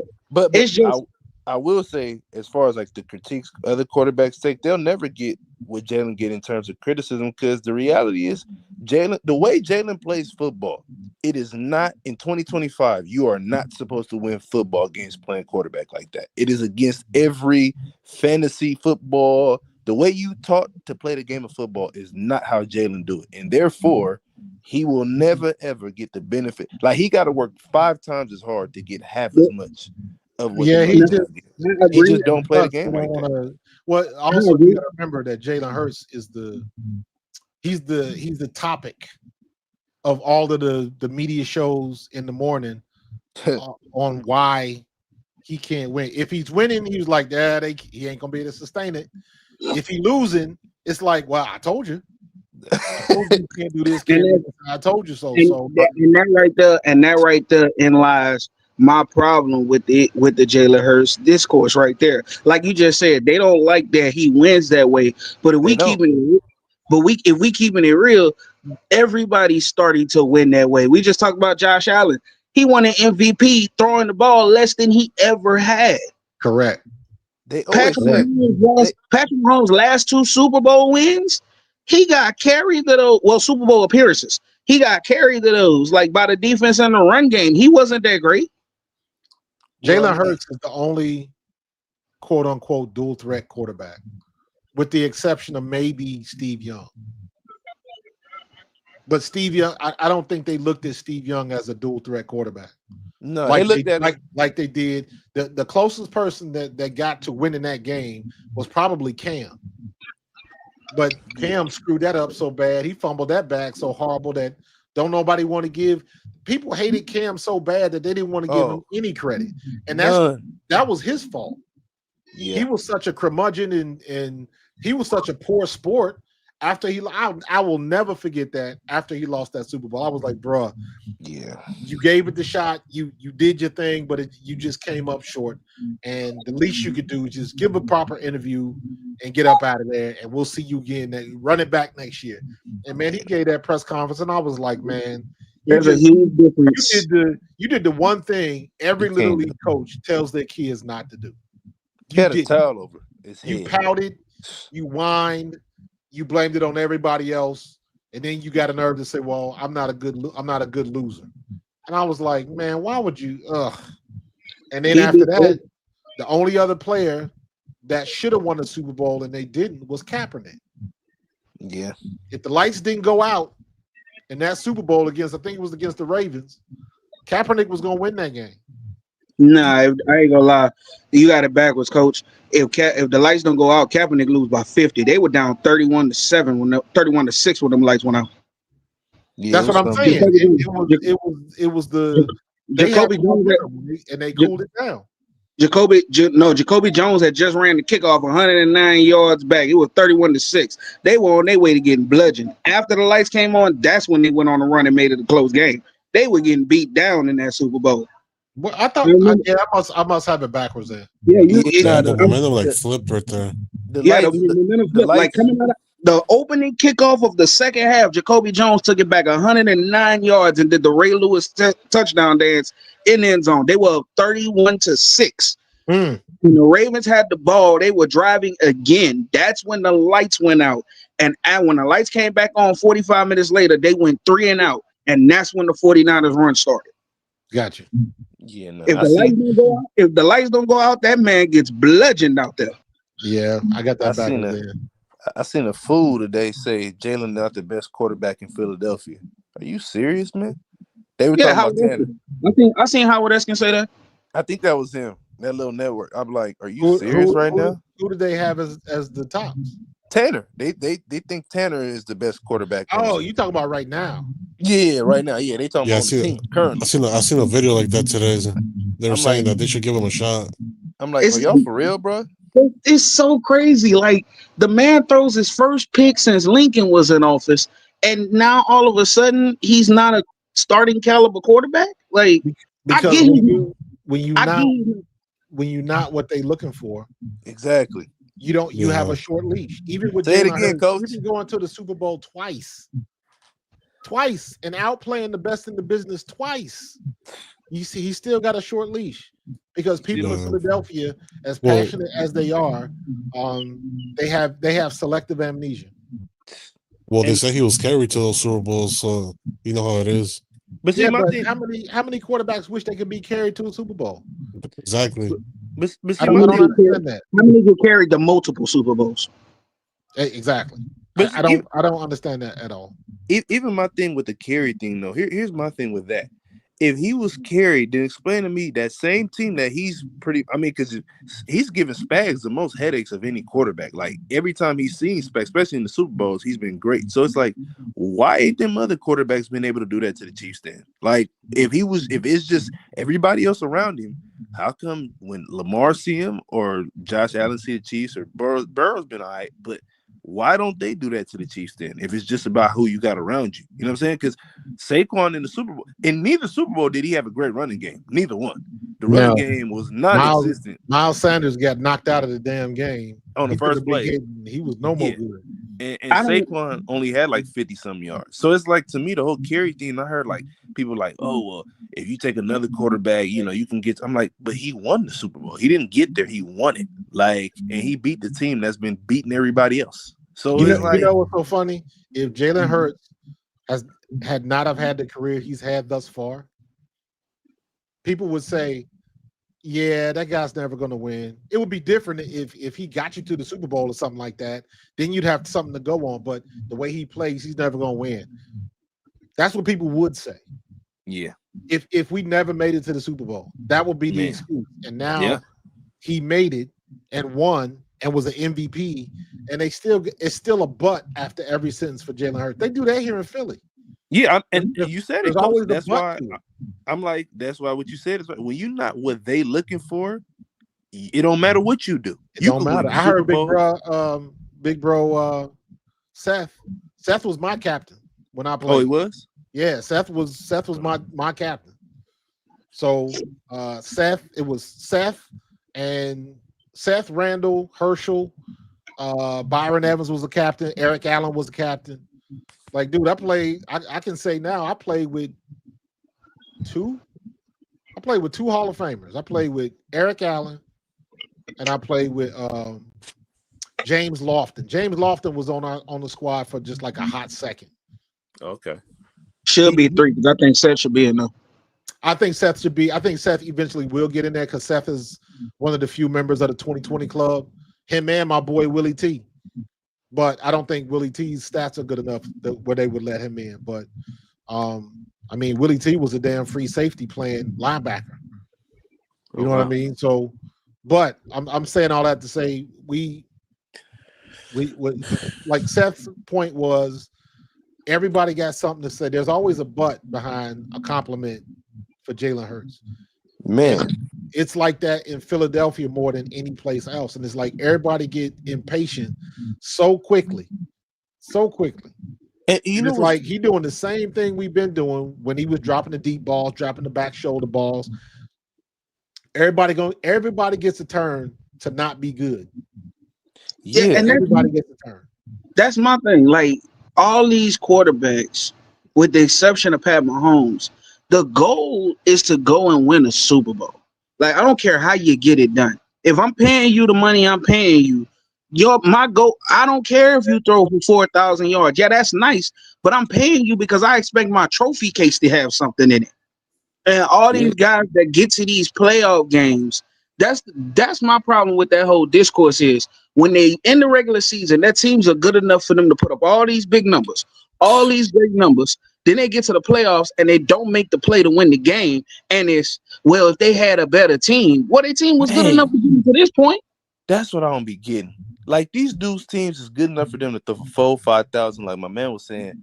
But when they don't get over the line or they don't make the plays come January, it's always everybody else but them. Then it's Jalen has guys that other. I'm like, but them dudes was good enough to throw for 4,000, 5,000. You weren't good enough to get to Yeah, the NFC, like the next round. Like that's what I don't be getting. I don't my get that.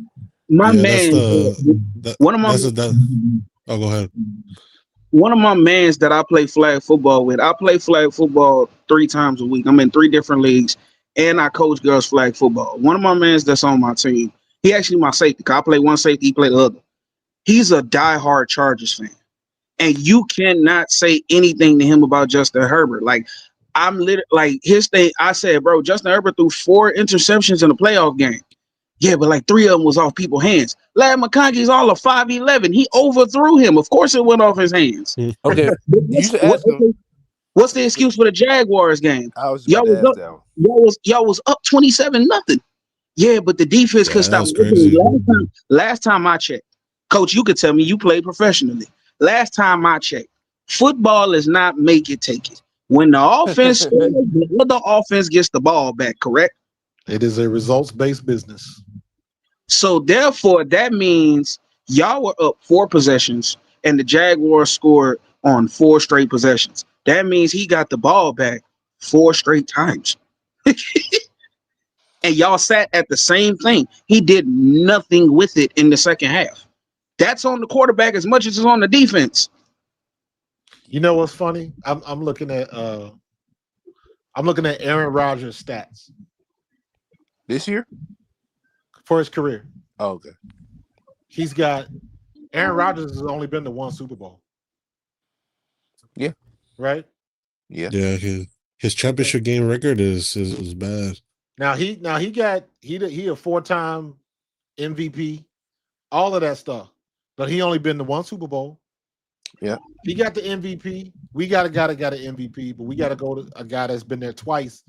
And if you remember in 22, there were people that was talking that like Jalen should have been the MVP even in the loss. Yeah, because there was a lot of people. Yeah. But we know how that works. But at the end of the day, how you finish is all that matters. So Yeah. I've gotten to the point right now where if you say Jalen Hurts is good, but my answer is right. You're right. I'm not trying to argue with you because I've gotten to the point where my opinion is not to change your mind. We watching the same tape. Now, how you came up with your train of thought is beyond me, but we just watched the same tape. We watched the same Super Bowl, and you got a nerve to put a but at the end of it. You go ahead. Yeah, I call them the ILJBs. I love Jalen, but there's always a but because and it goes back to what I said earlier. Just the way people have been programmed, they are looking for a specific thing. I said this years ago. Absolutely. If you take Trevor Lawrence and Jalen Hurts, both their rookie years, if Trevor Lawrence had Jalen Hurts' stats, Trevor Lawrence would have went to the Pro Bowl. But because it was Jalen Hurts and he had that stigma on him, Chris, you said it earlier, he got to work extra hard to get to the same level. And I don't understand that. So now it's like when people put out these lists and they put out the rankings and all that kind of stuff, I'm like, whatever. All I know is when it comes to playoff time, my guy most likely will be there. Yours won't. Won't. I will always go. As a matter of fact, I'm going to do this every year going forward. Every year I'm covering football content. I did it last year when the Eagles won. And everybody said the same thing, all the butts, the passing game, this, that, and the other. And I was like, listen, it is 45,000 passing yards sitting on the couch Super Bowl Sunday. 45,000 yards. So it's some people that's slinging the rock all over the field, 400, 500 yards in the game, and they not sniffing a Super Bowl. It doesn't matter. The long ball is overrated. All that matters is how you win the game. Absolutely. How you win the game. Because this is what you're saying is spot on, especially because I know this conversation is really prevalent in basketball. I don't know if it's as much in football because of the all fantasy stuff. The whole ring culture thing, where it's like basically if a guy don't win a championship, it don't matter. I'm not saying you got to be to that extent, but I can understand why it exists. Because when you see what Jalen has accomplished, like in basketball terms, this is like a Reggie, like all these guys throwing for these yards, they getting heralded as if they won championships with these yards, and it's like, for y'all to be doing all this and then come January, like you said, we got a gazillion miles worth of passing yards on the bench or at home. It's like, well, where's all that passing that when you really need to have it? Where is it? You know what I'm saying? And it's like Jalen and what's crazy to me, obviously I'm an Eagle fan, but I'm not obviously in Philly from Philly. I'm on the West Coast, so I'm not even close to that. But what I don't really get though, Coach, maybe you can help me understand this. It's like, we've never had a dynasty before. Like, this is the greatest winning that this organization has ever seen, and he's been the forefront of that. And we've had winning like this. The difference is when Reed was here, we had the one time where Donovan T.O. went off, and we lost. We lost the game. Right. So I'm talking about with a championship. No. That was my point. That was my point. I think ultimately, Big Red had more winning seasons, and Nick Sirianni's reign is not done yet. No. But we won a lot of games when Donovan McNabb was quarterback. We just didn't get over the hump. So we don't look at it like that. We didn't win. And we couldn't get over that hump. That's the only thing. We were 1-4 in NFC Championship. Somebody got some bad reverb. I don't think there we go. Me. Cass, you might want to get some headphones if you got them. Yeah, Coach. I know the Reed era, it was a lot. They went to 4 straight NFC championship games. I know they were winning. I'm talking about championship, like with the championship in the middle. Like, this is the best era of it. That's why I say, because Reed was consistent.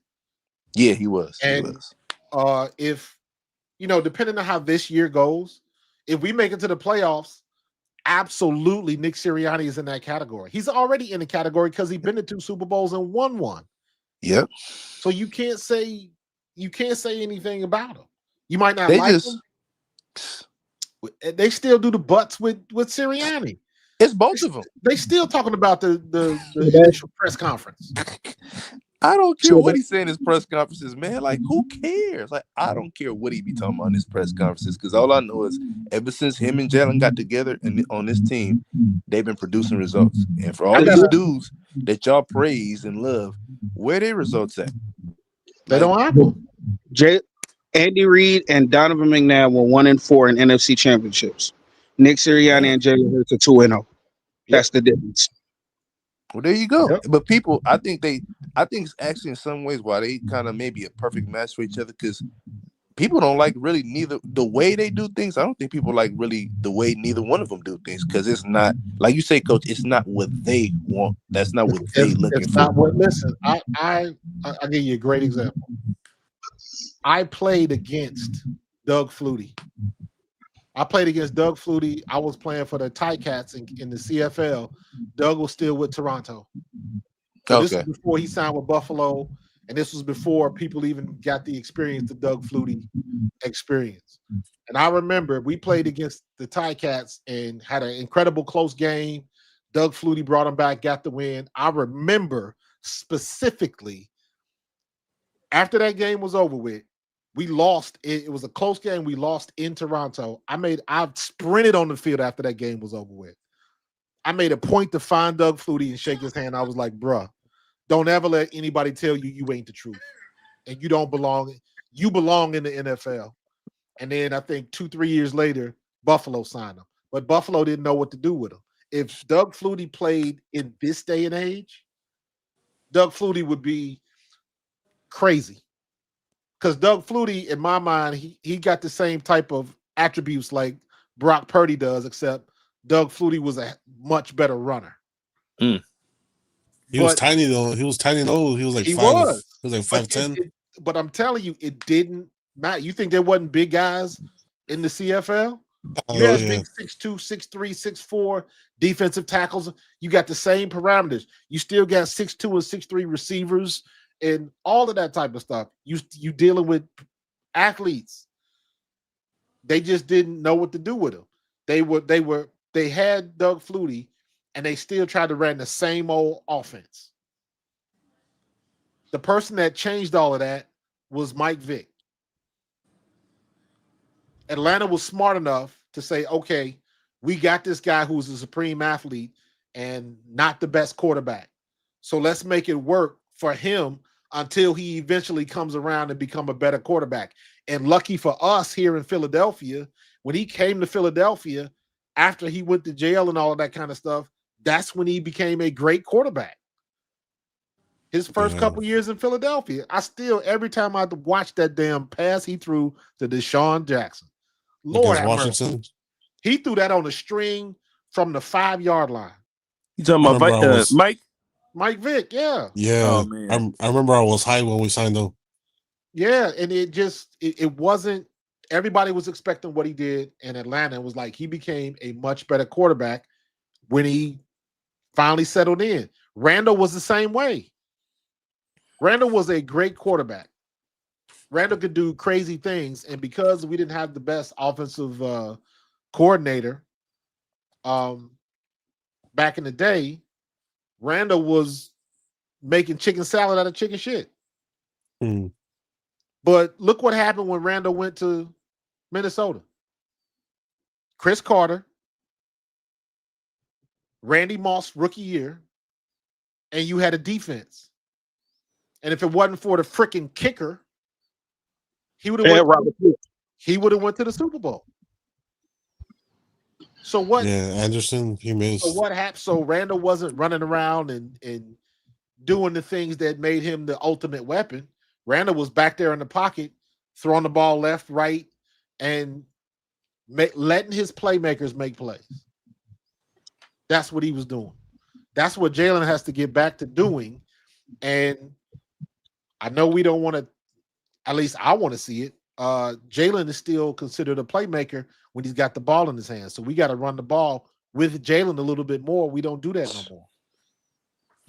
Y'all know when that was what, 2 years ago, 3 seasons ago, when they changed the rule about the RPOs. It was 2 seasons ago. Just like they're gonna change the rule about the tush push. Yeah. Y'all remember they changed the rule about the RPOs. That's why we got that penalty when Devontae Smith caught that ball, because that was an RP, that was a run pass option, and Jalen chose to pass it, but Tyler Steen was 4 yards down the field. They changed the rule because we was too good at it, and they changed it from 4 yards to, I believe, 1 yard. Yeah, they changed rules against us to change rules for Josh Allen. Correct. The overtime rule. And and that's why we got the virtual measurement now, because of that tush push debacle in Kansas City last year. Well, let me be honest with you. They should have had the technology to do that years ago. It existed. Use it. Y'all make too many mistakes. Nah, true. Ain't no argument. Especially when it comes to ball placement. It is too easy right now. You can probably buy something off from Temu that you can get a sensor chip, glue it to the front of a football, and you can find out what the proper measurements is. It ain't that complicated. They could have been doing that years ago. The NFL just don't want to do it. So now that we got it, I'm like, shit, use it. If we're not getting the first down on the tush push, then so be it. But y'all so worried about us jumping off sides, and here's the funny thing about us jumping off sides on the tush push: we're not jumping off sides. You got to slow that down to 0.00025 speed to see that. But here's the thing: they do it every team does it in every game. It just doesn't look that way. Y'all remember 2 years ago when they started calling all the offensive linemen, particularly the tackles, when it looked like the tackles were starting early, they drop step a half second early, and all they were doing was anticipating the snap, but it looked like they were jumping off sides. What you see on the tush push is we know what the count is. And the guys on the outside, the guards and the tackles who do not have to snap the ball, when they hear the count, they can move faster than Juergens can snap the ball. So it looks like we jumping off sides. That's not jumping off sides. That's reaction time. Well, you see but they're not saying that. Well, yesterday the Rams and Ravens game, you seen the Ravens go 4 straight plays at the goal line. They couldn't score. Yeah. Yeah, they tried to touch push too. Didn't work. Yeah. But boy, I tell you, man. Just because everybody can do it, don't mean you can do it. I tell you what, man, we got our things we need to fix for sure. But I really, these teams and these quarterbacks that everybody loves so much, we're gonna revisit this in January and we're gonna see how it work out. Because all these dudes getting this love and appreciation, there's only gonna be one that hold that trophy at the end of the year, and we're gonna see how it turn out. But you're exactly right, bro. I'm just not with this whole, you know what I'm saying, like this obsession with, well, because the guy, it's both quarterback and head coach, because they don't do it a certain way. We got people like you can knock the way they do it, but you can't knock the results, bro. You can't knock Super Bowl championships. Me and another one of my homies all had this Dak versus Jalen argument, and his thing is, Dak is so good, so good, so good. And I told him, I was like, the problem that Dak fans have, that us Eagles fans laugh at, is none of us have ever said that Dak was a bad quarterback. What we said was Dak looks great until January. And that's a factual statement. The thing is, though, he can throw for all these yards, and him and Jalen still end up in the playoffs in the same place. But I know my quarterback is gonna perform in the month of January. Yours isn't. Jalen's gonna win 12 to 14 games. Whether he throw for 4,000 yards or not, he could throw for whatever, because we know he's gonna win the games. You throwing for all these yards, you still ending up with the same amount of wins to end up in the same place. When you get into that tournament, that's when it matters. And that comes up short. Jalen doesn't. That's the difference. That's why we say Jalen's better, because the end result is better. We don't give a fuck about them yards. Excuse my language. That gets a lot of garbage time yards, and then they just run up the score against bad teams too. Hey, real quick, Josh Allen, 15 of 26, 180 yards, 2 touchdowns, 2 picks. Well, it's everybody. It'll be everybody else's fault, Coach. 72.6. I'm gonna see how much they're gonna bring that up. And no, they're gonna talk about kind of passing any problems are they having in Buffalo. Well, it's gonna be about the run defense. They're gonna talk about the run defense. I think Josh Allen's thrown the pick in 3 straight games already. Yeah. Well, it'll be well, he doesn't have an AJ Brown and a Devontae Smith, so that's the reason. But hey. But then when they scale back the offense to get the running game going and they start playing well again and he's playing play action, it'll be, did you see how good he looked with that subpar offensive unit? So that'll be the narrative. You know what I'm saying? People, like I said, people lack content. The only QB I've really seen of all these dudes, like we talking about current era, I saw what Joe Burrow did last year when they were going through their defensive struggles, and you know what I'm saying, I don't know what kind of running game they had, and I know what Lamar has been in Baltimore, because he's been kind of, even before Derrick Henry was there, they had a good run to, but he was the forefront of that. But I'm like, for all these dudes that they give these passes to, I'm just like, okay, we're gonna see it come January, man. This is why ring culture exists, and I don't think it's bad. Ring culture. In basketball, especially. Ring culture exists for the Dak Prescott fans of the world. Well, it exists for most of the NFL, because for like if this was basketball, it would be nowhere in the world anybody or the national media or most of them, I would say, like the podcasters, they wouldn't talk as bad about Jalen because they'll be like, man, that dude got a championship. But in football, the way things work, it's everybody else but the quarterback when it comes to Jalen. It's everybody else. It's the running back, it's the defense. And I'm like, those things are good. There's no denying that. But when y'all gonna start holding these 5,000-yard passers accountable for even Baker's having a great run right now. But last time I checked, didn't Baker fumble that football in that playoff game last year? He sure did. Yeah, he did. I made a 49er fan contradict themselves so fast it wasn't even funny because it was a discussion and obviously it got brought up that you talking this, but Jalen has a Super Bowl. Purdy doesn't have that, and then he goes, yeah, well he played against the greatest quarterback of this generation, and my next reply was, you talking about the same quarterback that Jalen just beat? Well, yeah, the defense that. Well, no. See, when it was Purdy lost because he played against the quarterback.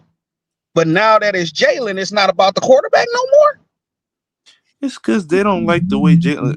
This was exactly what Coach said. Obviously, they don't like the way Jalen do it. They don't like the way it looked. They don't like the way They don't like the way Sirianni do it. And because they're allowing. They always say, never allow feelings to get in the way of facts. Because of what they feel about Jalen and Sirianni, they're letting that get in the way of factual evidence that this man and these two, since they've been together, they got 2 Super Bowl appearances in 3 years. They got a championship. They're the reigning champs, and they've been like I told somebody else. Remember, I don't know if you remember when I said this, Coach. I'm like, regardless of what we think, we kind of got rich people problems compared to the rest of the NFL. Like, you said that. At the end of the day, I'm not gonna lie to you. This era of Eagle football is already successful. You got a Super Bowl out of it. Period. I don't care if they don't win another. It's already a success. We trying to add to that. You know how many talented teams in their Super Bowl championship windows didn't win a damn thing? You know how many teams, like all these quarterbacks like Lamar and Josh, like all of them not gonna win Super Bowls. That's just not. It's not enough. It's not enough rings to go around. So the fact that they got one is already a successful era, period. We just trying to add to it and keep it going. But like for that to even be a debate is crazy. The game tonight and all the games this weekend prove we got rich people problems. Like they talk, like fans of the other teams in the NFCs talk so much trash about us just for them to both go out there and lose and still be looking up to us in the division. Let them look. Y'all see this tweet by Anthony DeBona? Oh, what is that? I seen that earlier. Jalen and Josh. Mm-hmm. That was after that classic game, the last good game we had in 2023. Well, no, but his comment is about tonight's game. And he said, "I wonder if the sky's falling in Buffalo like it is in Philadelphia." No. Bills over the last 2 weeks, 0-2, 17 points per game, exact same stats that we have. Well, I seen a tweet yesterday that Buffalo fans they want Joe Brady out. That'll be the second offensive coordinator here. Yeah, that's what I was thinking. Yep. And the thing is, was that Matt Canada that they fired? No, that was Ken Dorsey. Ken Dorsey. Matt Canada was Kenny Pickett's coach. Ken Dorsey was there. I remember he threw 3 picks in the game, and then they fired Ken Dorsey. And I'm like, what did Ken Dorsey have to do with that? I'm sorry. What defense was he? Ken Dorsey wasn't even on the field, so he got fired. And that's something that where like maybe him and Josh wasn't getting along. They had to choose a quarterback, but I'm like, he didn't coach you to throw 3 picks.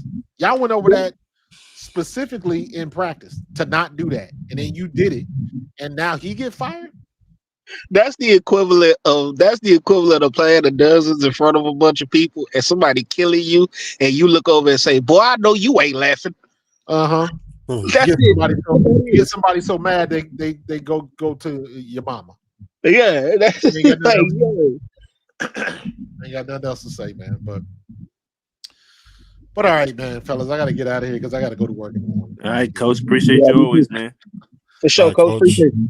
Yeah, man, we'll do it. I'll be back again on Wednesday Wednesday and Thursday, because tomorrow I got the show with me and Tone. Okay, got you. Be here. So, all right, fellas. Go Appreciate Birds. y'all.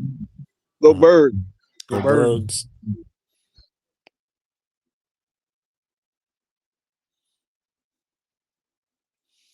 Birds. Yeah, good night tonight, man. Good conversations. Za'Darius Smith is out. The clock is ticking on what Howie Roseman is going to do. And we still got all these people doubting Jalen Hurts and giving him the butt treatment. But like Big Bro Seth said, you still got a lot of football to play, and you got a lot of things that you can do to get this right. We got a lot of football to play. We still tops in our division. As you can see, with Buffalo tonight and with Washington, everybody gets a turn, man. Everybody's going through their stuff. Everybody. Josh Allen is going through their stuff, and that's 100% correct, because tomorrow on Good Morning Football and Get Up and all these other damn shows, they're not going, the sky's not going to be falling like it is in Philadelphia. And you got the same type of results. Quarterback didn't have a great game, probably made some mistakes, because I didn't watch the game. I was watching the Washington game, and I'm sure that Josh Allen made some mistakes, and they came up short. They came up way short. Atlanta Falcons doubled them up, 24-14. That's a 2-possession game. But let's see how they play that tomorrow in the news. Let's see if the sky's going to be falling for Josh Allen in Buffalo like it is in Philadelphia. And people in Philadelphia just want something to bitch about. Jalen Hurts has got to throw for 300 yards every game. Everybody wants something to bitch about. Now you got your MVP going through his troubles like everybody go through. Let's see what they're going to say about it tomorrow. All right. I'm going to get up out of here. I'm going to sleep. But good show tonight, man. I'll be back on Wednesday. We're going to talk about some more stuff. Hopefully we can have a normal day and won't be no more breaking news, anything like that, man. we can get through it. So we'll see if Howie makes any moves. If he does, I'll come to you straight away with some breaking news and keep this thing going. So appreciate everybody tuning in. And I'll see y'all on Wednesday. Holler at you later. And do me a favor. I just found this out the other day before I get up out of here. When you are on a mobile device, right? If you pull up one of my videos on the mobile device, you'll see that little bar where it says when you're watching a video, you'll see that bar. Well, that's live. Let me see if I can find one. You see that bar that says hype. Now, this is something that YouTube is doing where you hype up the video. Let me see if I can. Yeah, there we go. So right there, I don't even know if you can see that. You see where it says hype? There we go. You see, oh man, I can't even. I gotta use my. Nah, that ain't gonna work. You can see it though. You see where it says hype? You see where it says hype down there? See that button? There you go. See that button down there to say hype. Click on that button, and that hypes up the video. That is how YouTube promotes videos in these internet streets. So remember that. Make sure you hit that hype button whenever you check out one of my videos on mobile. The hype button does not exist on desktop yet, as of yet. So it can only do that on mobile. So if you're viewing the video on the phone, make sure you hit that hype button. Make sure you click on that like, all that kind of stuff, and you got to be subscribed. So you know the usual. All right, just a reminder. I'm gonna get up out of here. Hope y'all had a good time getting some stuff done tonight. I got some new animations coming up. I can show you this one. Just finished this the other day. I finally got my super chat animation done. Let me see if I can do it. See if I can get my super chat done. Here we go.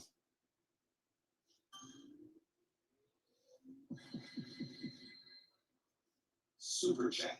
There we go. Animation. success. All right, I'm gonna get up out of here. I will holler at y'all later. And go Birds. Y'all have a good night.